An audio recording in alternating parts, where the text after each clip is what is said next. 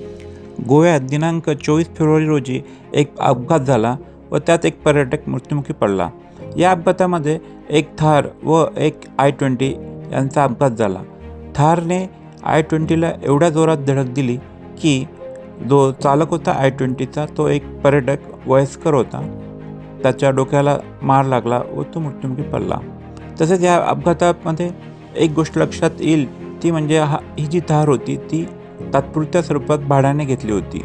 गोव्यामध्ये बरेच tourist rent cab योजनेखाली आपले टू व्हीलर किंवा फोर व्हीलर भाड्याने घेतात.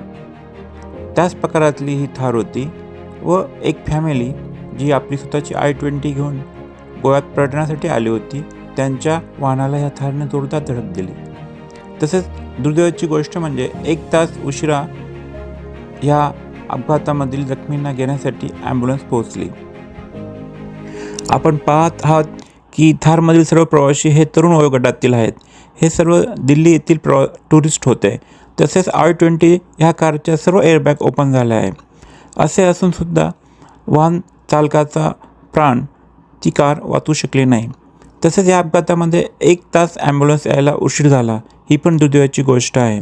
तरी आपण कुठेही प्रवास करत असताना किंवा पर्यटनस्थळी आपले वाहन आपण व्यवस्थित चालवणे आवश्यक आहे. धन्यवाद.